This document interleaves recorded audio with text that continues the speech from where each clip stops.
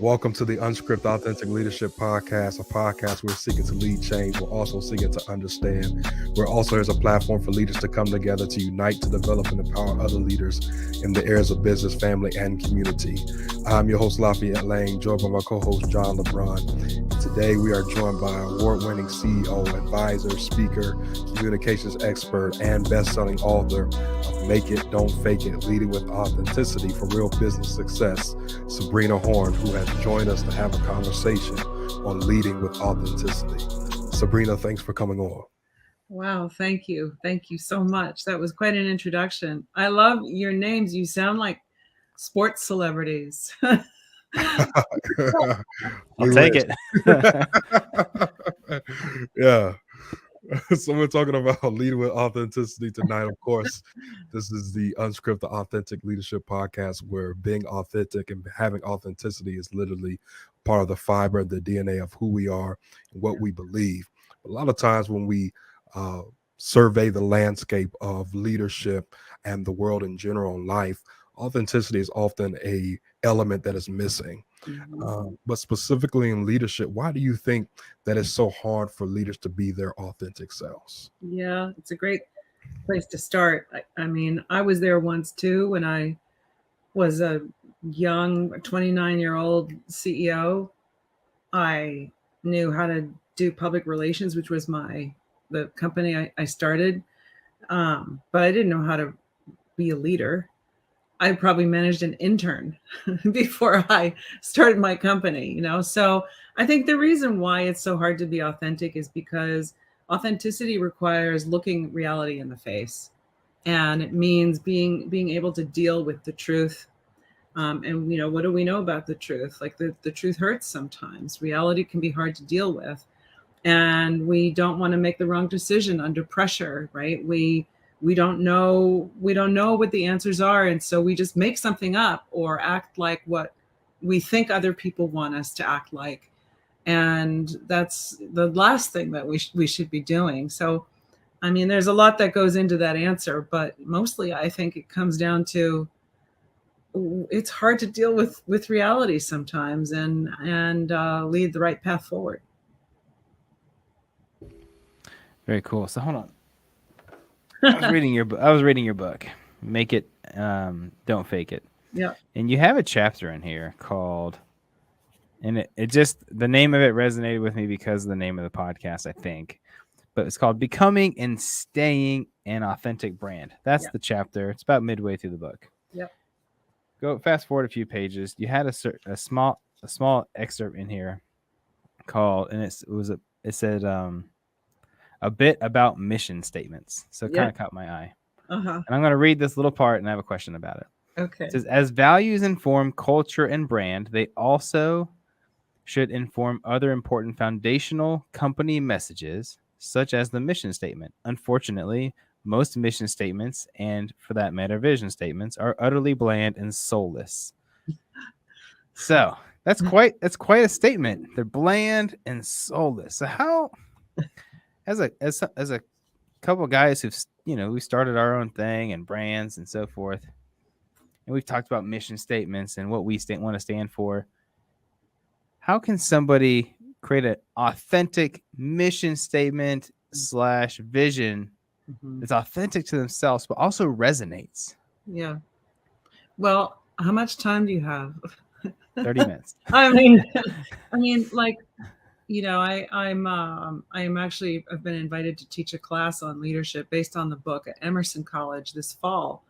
And one entire class is devoted to this very, very question that you've asked me. I mean, I think it comes down to having a core set of very strong values that infuse every part of your business. And when you write your mission statement, right, a mission statement is more what you're doing today. And a vision statement is more aspirational, how you want to change the world. And you have to write them, at different times because they serve a different purpose. But you can't write a mission statement that you could insert any other company's name into, right? That it just sounds so bland.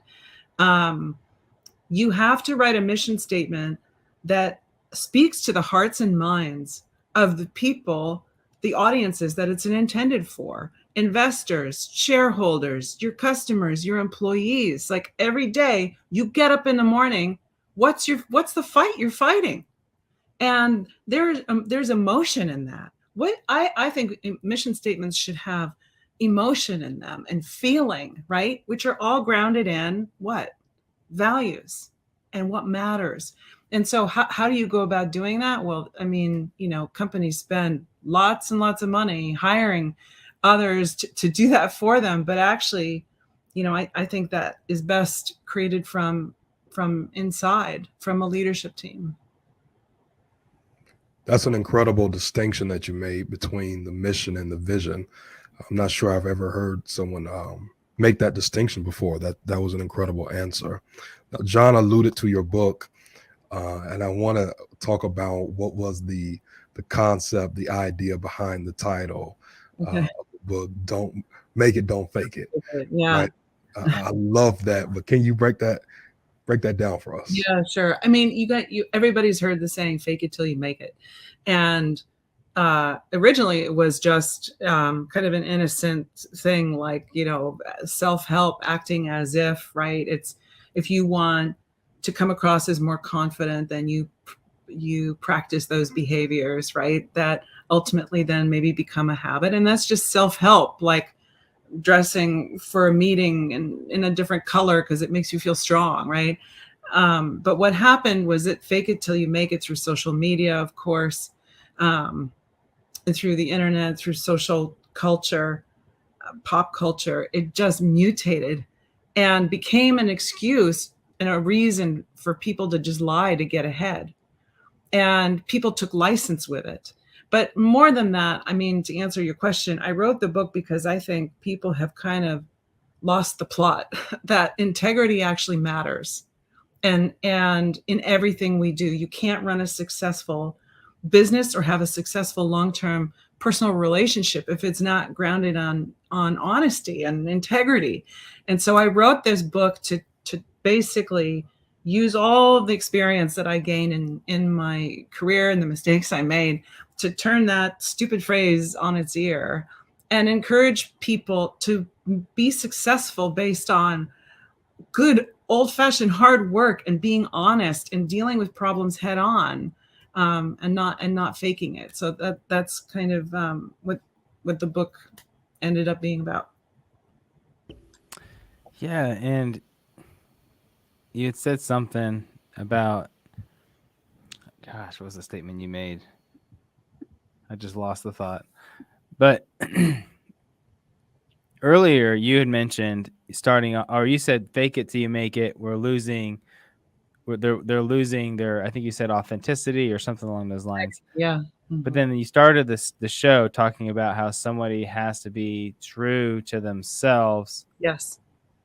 So what that tells me is that if someone's faking it till they're making it, mm-hmm. essentially, then how are they supposed to get it? How are they actually supposed to win if they're not actually being true to where they currently are? Well, it's sort of like how they take videos in a big house that's not really theirs to show this is my company. Yeah. The reality is it's in the garage. Yeah. I mean, here's the problem with fake it till you make it. First of all, it's not good to lie. It's not good to exaggerate the truth or minimize reality or make something up that's not true or shove the problem under the rug, because the truth always comes out. Like, it might take a day or a week or a month, or in Bernie Madoff's case, 10 years, or Elizabeth Holmes, the former founder of Theranos, who was all over the news, right? I mean, those are off the charts, like jail time kind of examples. But the truth always comes out. And when it does, you'll be exposed for what you did. And it will set you back. It can ruin your reputation. If you're a leader, right, and you lead by example, and you're building a team and a company, and you do that, like, what are you doing? You're just building a company of fakers who do the same thing and cover their ass, pardon my language, rather than coming to the table, right, and saying, you know what, I don't understand that. Can we have a conversation about what the implications of this really are, and like come up with a different plan, right? It's a very humble, honest, but effective, even entrepreneurial approach. So I don't know if I've answered your question, but like at the end of the day, it's resisting that temptation and staying true to like, okay, this is reality. I'm responsible for the people on this boat, right? So how do I steer the ship forward with everybody on board and, you know, in the right direction? How does a leader, because we understand that authenticity is important in leadership and it absolutely is vital, but how does a leader be authentic and not bleed onto those that they are leading? Because some authenticity that we see is almost, you're too real, you share too much, Yeah.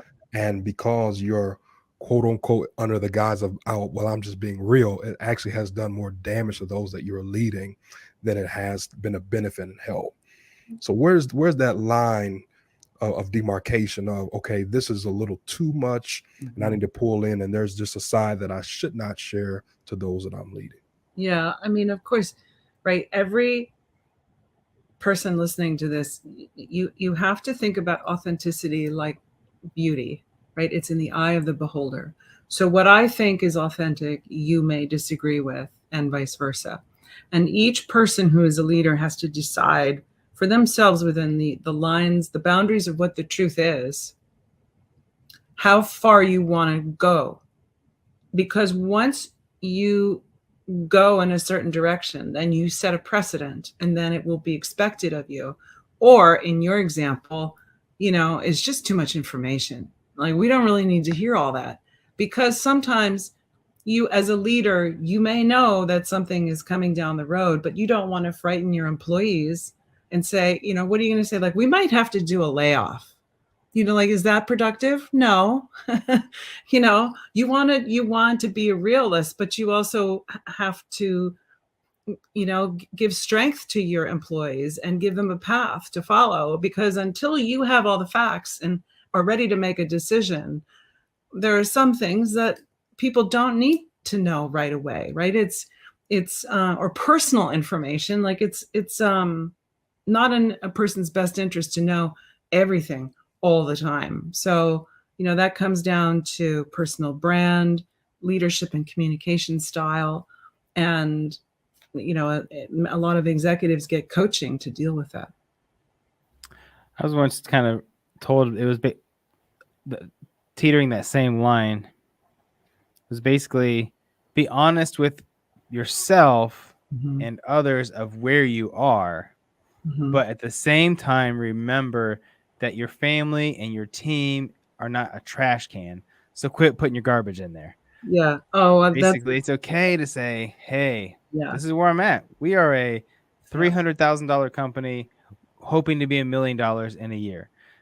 You don't have to say we're a $5 million company, but at the same time, you don't need to tell them about all the little struggles you're having as Oh, far as I had to get a loan to cover payroll and all those no, things because it's none of their business. no, because It distracts them. yeah, they don't need to know that. Like, for the privilege of being a leader, that's the ball that you have to carry, you know? And the people that you report to are your board and your leadership team or your business partners, right? I mean, there were many times in running my company when, you know, payroll was tight and we had to use our line of credit for, you know, to get a little bit more elasticity, especially during 2008 and 2009 when we had the recession, right? I'm not going to tell my employees that. You know, that's just being a good business person. Now, if the situation were, you know, dire, right, and we had to close up shop, well, you know, then there are other things that a CEO has to do to protect the company and its employees and to be fiscally responsible, right? But uh, you know, that's where leadership is so much magic and art, not science. I love that. Leadership is an art, not a science. That's good. And we have to work on our craft daily, right? Oh, There's yeah. one painting the picture of Yes. the display. That's a whole nother conversation. That's good, Sabrina. I'll have to use that another time. But you talk about what is the leader's curse? What's the Oh, leader's curse? yeah. So the leader's curse, also called the founder's curse, is basically when you think everything's going pretty great, don't fix it if it's not broken.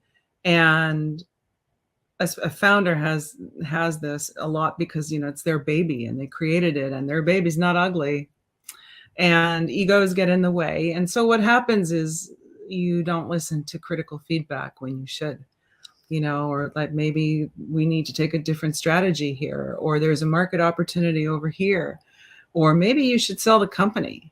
And, or maybe, like, you need to change your policy on these things. And the leader thinks everything's basically okay. And like, oh, just forget it. Like, set it and forget it. Everything's fine.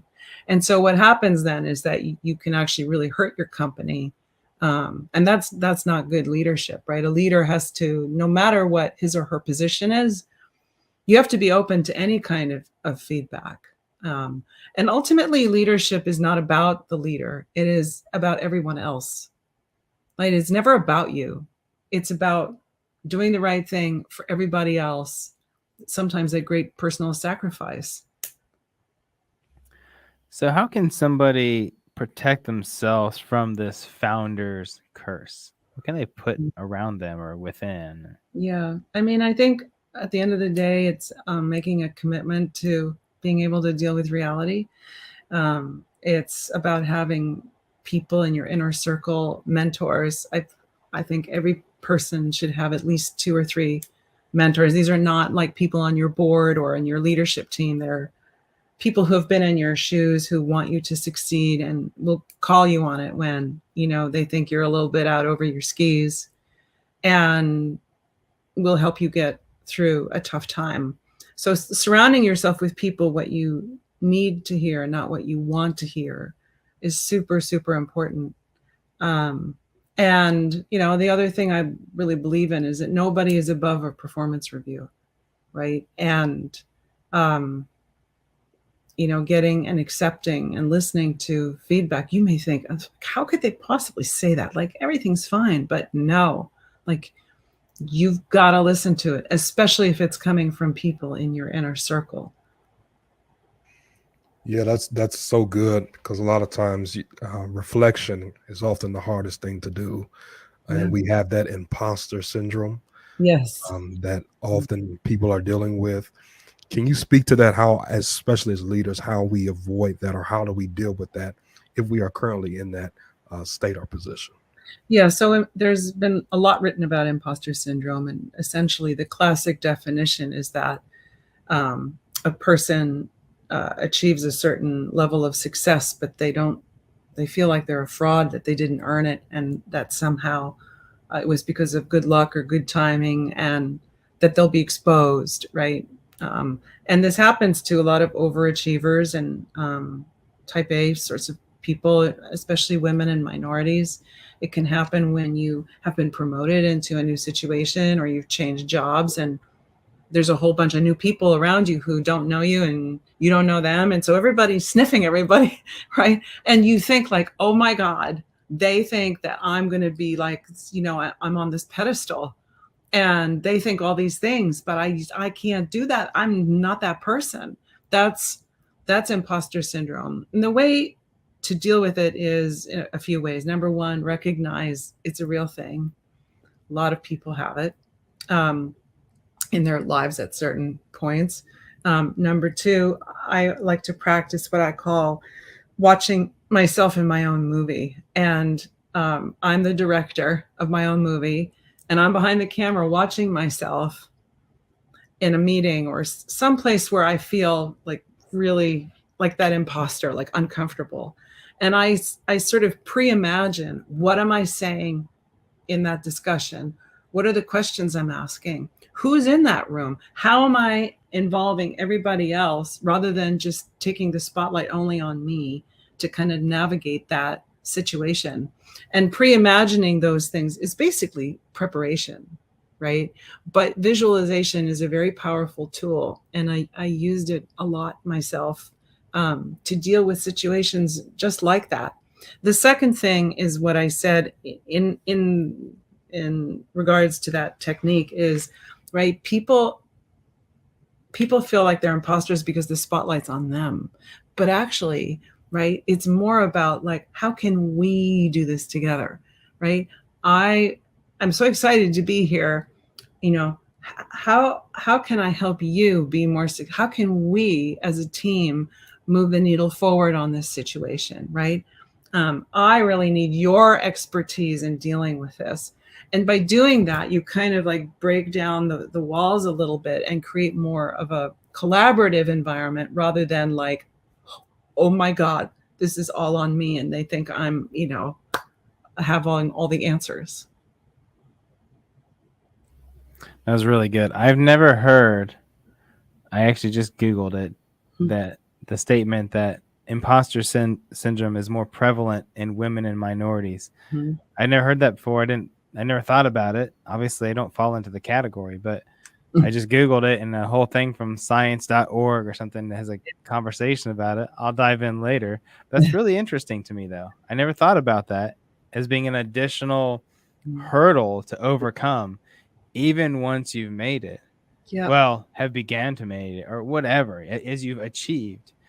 It's really interesting. But you're saying, hey, it doesn't need to be all about you basically coming into the room and changing everything for them. No. It's okay to be you and just start becoming part of the team and be the best you in that role. Yes. And a facilitator of culture. Exactly. And inclusive, right? Like, yes. To break it down, it's like, like you guys are the experts in these things. Tell me how you guys did this in the past. How can I help you? How can we solve this problem together? And then, so it's not just all right on you. And I mean, the final technique, is a simple one, but I suggest that you simply read your LinkedIn profile to yourself, or take your resume and hit the record button and talk to yourself about everything you've done and play it back. Like, you did do all those things. Like, you do know your stuff. And, and here's what you don't know, and where you can be honest again and authentic, right? And say, you know what, as you guys are, crazy. Like, I know this stuff, but I really need your input on these other things. You guys are the experts on that, right? And so you sort of kick it back to them. They're almost giving you the answers of where you can fill in. Exactly. Just by you asking the question. It's really good. Yes. So, right. And sometimes, listen, there were meetings where there was a new client in the conference room and the CEO was there and my whole team. And somebody would come into my office and say, hey, Sab, can you come in and like meet this new client? And I'm like, I don't even have 5 seconds to look up on the internet what they make, right?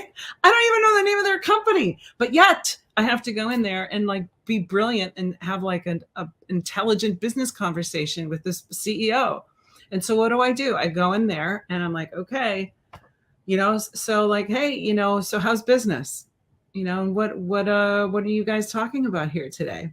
And then I get information, right? And I'm like, okay, so I can figure out what industry they're in, what they make. And then I can be like, oh, so do you compete with so-and-so? Or like, how is that working with, what's going on in the industry? And then just by asking questions, you can guide a conversation forward.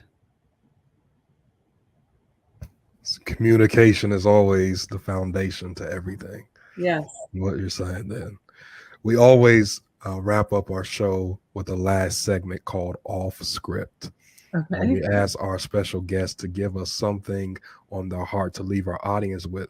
It can have something to do with a topic or anything that you just want to leave that last impression with our audience. I would say, think about the last time maybe you faked it and ask yourself, why? Like, were you under pressure? Did you want to impress somebody?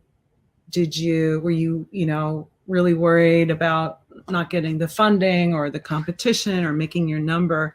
And then ask yourself, like, well, what happened? Like, did you pull it off? And how do you feel about that? Or were you exposed? Like, did somebody call you on it? And if you had a do-over, how would you handle it differently?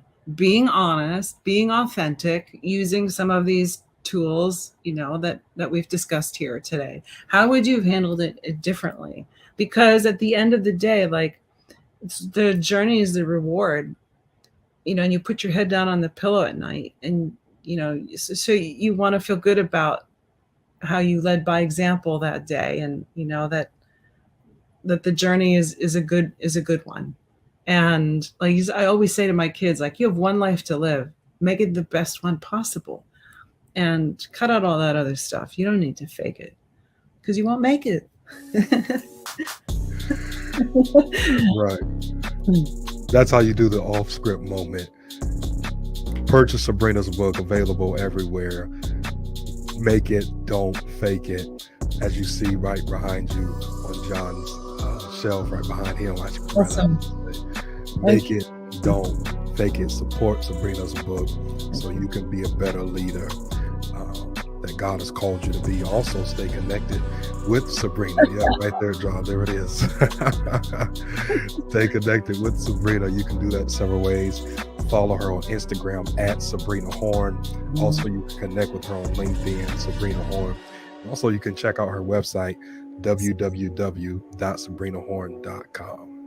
Also, stay connected with us here on UnScripted. You can do that several ways. Follow us on all social media platforms at UnScripted Leadership. Our website, unscripted-leadership.com. Of course, our podcast is literally available on all streaming platforms. And if you want to help support our mission of continuing to help develop, empower leaders in their community, in their business, in their family, you can do so at patreon.com/unscripted leadership. Listen, this has been an amazing conversation with Sabrina Horn on leading with authenticity. We say thank you. We pray that you be the leader that God has called you to be. We're here to build bridges and not walls. Bridges connect and walls divide. Until next time, God bless you.